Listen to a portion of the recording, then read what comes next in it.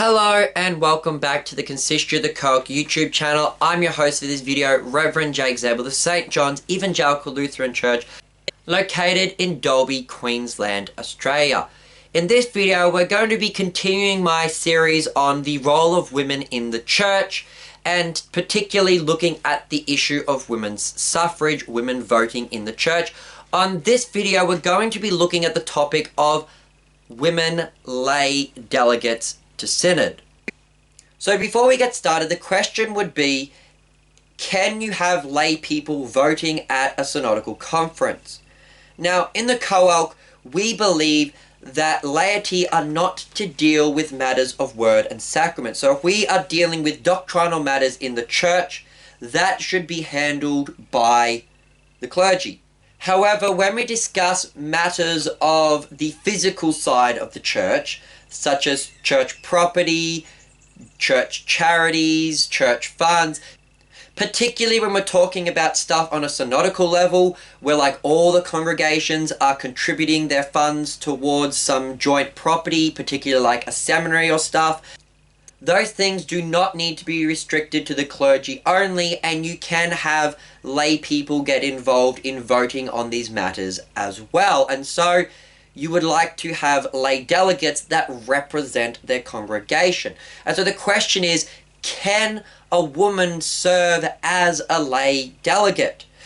Now, in the Lutheran Church of Australia's paper on whether women could serve as lay delegates, they actually put forth the arguments both against and for the use of female lay delegates. Now, those who oppose female lay delegates do so for two reasons. The first reason they argue for why a woman could not serve as a lay delegate is that delegates represent the entire congregation. Therefore, it would be very difficult for one to argue that this is not an authoritative leadership position. The delegate is representing the entire congregation. The second reason that the LCA says for those who are opposed to female lay delegates is that the Synodical Convention is the highest constitutional authority within the church.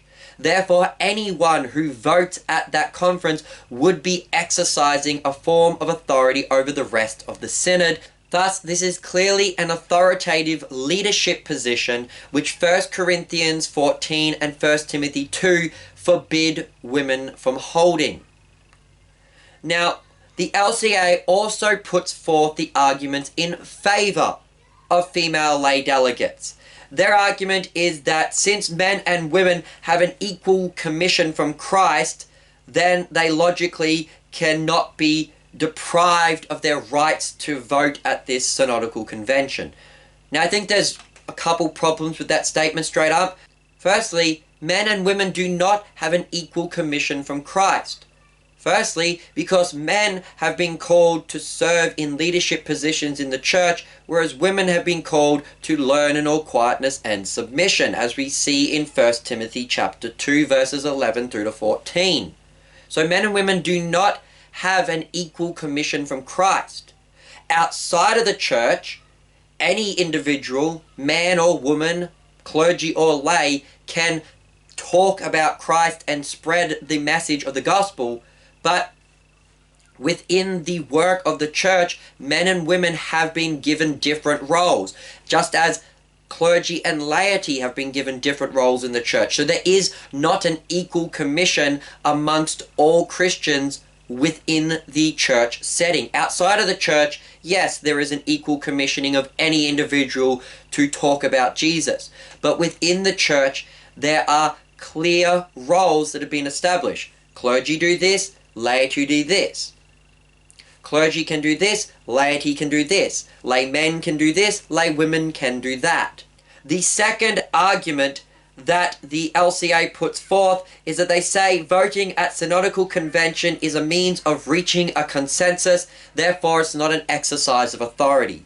But as we discussed previously, when you vote, your vote is your authority. Just because you have an equal level of authority with everyone else voting does not mean you do not possess authority at all. You still have authority over everybody else. Now that is the two positions put forth by the Lutheran Church of Australia, and the Lutheran Church of Australia, in a rather what I would consider sneaky, underhanded tactic, said that basically since there was no clear consensus on this matter, therefore it's basically an open question, and so they decided to let females serve as lay delegates.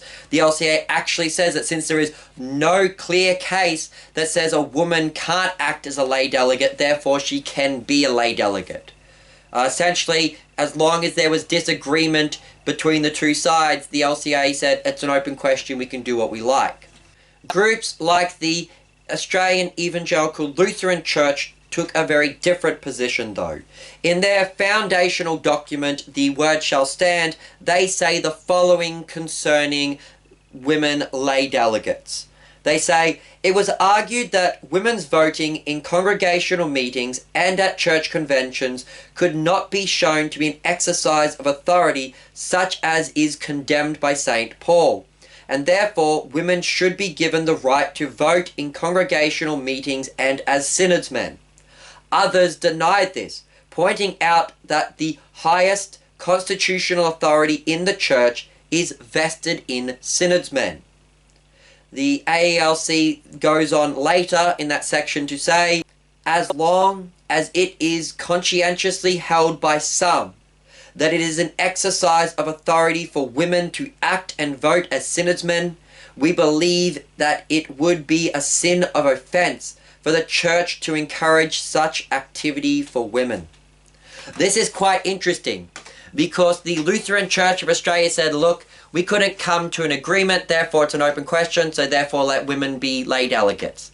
The AELC said, look, there is disagreement on this matter, and since we couldn't come to an agreement, for the sake of not causing offense, let's not do it. Let's err on the side of caution. See, I would argue that I think Scripture is clear. Women are not to hold authority in the church. This is not restricted to just the Sunday worship service, but applies to all functions of the church, including synodical conferences. And it would be hard to argue that a woman who is representing a congregation and voting at the synodical convention is somehow not exercising authority. Even if one could argue that she was not exercising authority over men she's voting alongside, by representing a whole congregation, she is clearly in a leadership authoritative position over the men of that congregation. The only way that you could try and argue that she is not exercising authority over men is if the congregation she is representing is a congregation of women only. If she serves as a representative of the congregation, she is clearly having authority over the congregation. She is determining the will of the congregation. Now, some might argue and say, well, no, she's only meant to vote based on the decision made by the congregation. Yes, but she is having authority to make a decision, and her decision is going to impact the men of the congregation who disagree with her then, because she is exercising authority that they don't have. See, a male lay delegate does have authority over the congregation that he represents. The same would apply to a woman delegate. The difference is men are permitted by Scripture to exercise such authority, whereas women are strictly forbidden by the Scriptures to not exercise such authority. I've been your host, Reverend Jake Zabel. Goodbye and God bless.